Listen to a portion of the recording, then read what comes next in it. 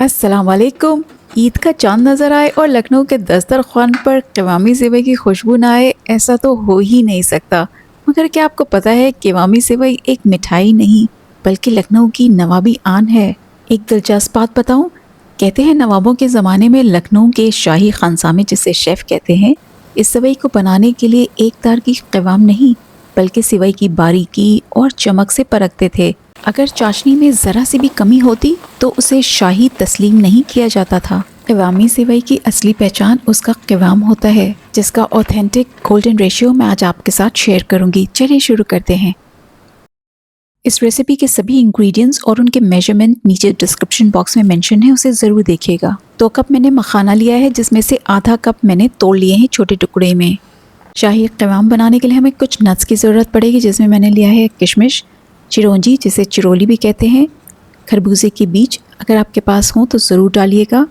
मैंने लिया है बादाम 1/4 कप, 1/4 कप मैंने काजू को आधे टुकड़े में तोड़ लिया है, 1/4 कप पिस्ता जिसे मैंने चॉप कर लिया है। क़वाम की जान होती है सूखा नारियल यानी ड्राइड कोकोनट, मैंने इसे ग्रेट कर लिया है और साथ ही मैंने कुछ इसके शेव्स भी रख लिए हैं जो डेकोरेशन में अच्छे लगते हैं। बहुत ही आसानी से पीलर की मदद से आप इसे शेव कर सकते हैं। कोकोनट हमेशा फ्रेश लें, नहीं तो उसमें से स्मेल आ सकती है और आपकी सेवई ख़राब हो सकती है।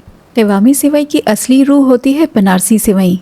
याद रखिए, जितनी बारीक होगी सेवई, क़वाम उतना ही बेहतरीन जज्ब होगा और हर एक रेशा मोती की तरह चमकेगा। अगर आपके पास बनारसी सेवई नहीं है तो आप मोटी वाली सेवई का इस्तेमाल कर सकते हैं, मगर मोटी वाली सेवई से लखनवी नज़ाकत कभी नहीं आएगी। 250 ग्राम सेवई के लिए मैं 250 ग्राम फ्रेश मावा यानी खोया का इस्तेमाल कर रही हूँ। अगर आपको होममेड खोया बनाने की रेसिपी चाहिए तो मुझे कमेंट में ज़रूर बताइएगा। क़वाम बनाने से पहले हम सभी चीज़ों को रोस्ट करेंगे। रोस्ट से जायका बढ़ता है और शेल्फ लाइफ भी।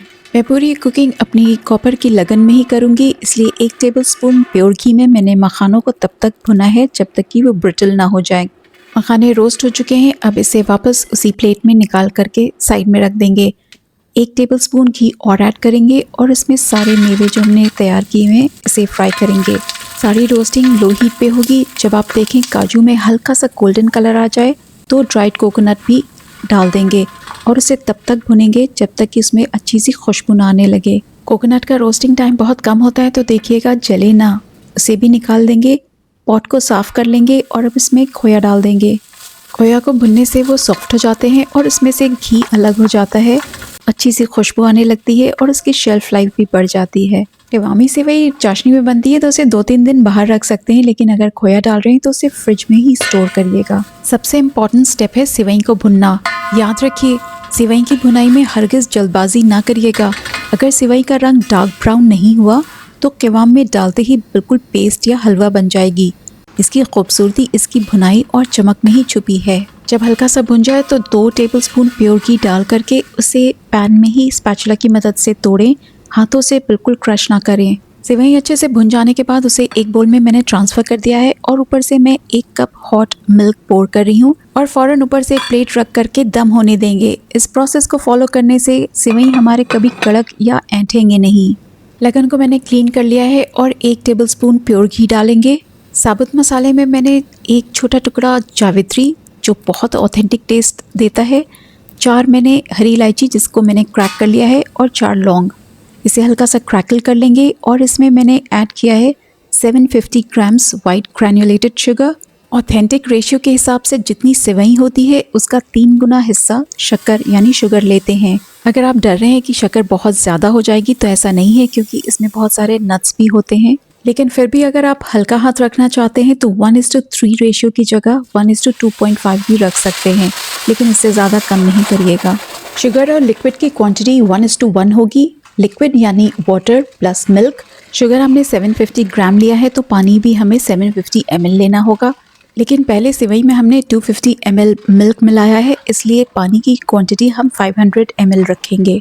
शुगर जब डिज़ोल्व हो जाए तो मीडियम हीट पे बॉयल आने देंगे और हम मिलाएंगे 1 टीस्पून सब्ज़ इलायची का पाउडर, रेड ऑरेंज कलर कुछ बूंदे मैं डाल रही हूँ फूड ग्रेड क्वालिटी का, आप चाहें तो इसे स्किप कर दें, और 2 टीस्पून केवड़ा वाटर जिससे बहुत ही अच्छी खुशबू आती है। केवड़ा नहीं है तो कुछ बूंदे मीठा अतर की भी डाल सकते हैं। मीडियम हीट पे इसे तब तक बॉईल करेंगे जब तक कि हल्की सी एक तार की चाशनी ना बनने लगे। ध्यान रखिएगा हमें बहुत ज़्यादा चाशनी नहीं पकानी है। जब भी हल्की सी तार बनने लगे तो हमारी चाशनी बिल्कुल तैयार है। अब हीट को इतना लो कर देंगे कि बॉईल आता रहे मगर बहुत ज़्यादा बबल ना बने। दाल मखाने और नट्स को ऐड कर देंगे। थोड़ा नट्स मैंने बचा लिया है ऊपर गार्निश करने के लिए। खोया भी ऐड कर देंगे और 1/4 हिस्सा उसका बचा लेंगे ऊपर गार्निश करने के लिए। खोया जब हम किवाम में ऐड करते हैं और ऊपर से गार्निश करते हैं दोनों का बहुत ही अलग टेस्ट होता है, तो इस तरह से आप भी करिएगा। किवाम में हल्का सा बॉयल आ जाए इसके बाद हम बहुत हल्के हाथ से रोस्टेड सेवई को ऐड कर देंगे और उसे मिक्स कर देंगे। मीडियम लो हीट पे इसे 2 से 3 मिनट तक पकाएंगे। अगर आपने सेवई को बहुत ही आराम से रोस्ट किया है तो इस वक्त आपके क़िमाम में बहुत अच्छा सा टेक्सचर आएगा, नहीं तो हलवा बन जाएगा। अब लगन को लिड से कवर करके लो हीट पे कम से कम 3 से 4 मिनट तक दम पे पकाएंगे। आप देख सकते हैं सेवई ने क़िवाम को बहुत अच्छे से जज़्ब कर लिया है, लेकिन अभी भी थोड़ा सा मॉइस्चर है। सेवई के एक स्ट्रैंड्स बिल्कुल अलग हैं। हीट को अब ऑफ कर देंगे और ऊपर से बचे हुए मावा को गार्निश करके इसे कवर करके कम से कम 1 से 2 घंटा रेस्ट देंगे। 1.5 घंटे का मैंने रेस्ट दे दिया है। बचे हुए नट्स को ऊपर से गार्निश कर देंगे। असली क़िवामी सेवई की पहचान है कि गर्म होते वक्त थोड़ी सी ढीली या लूज़ होनी चाहिए।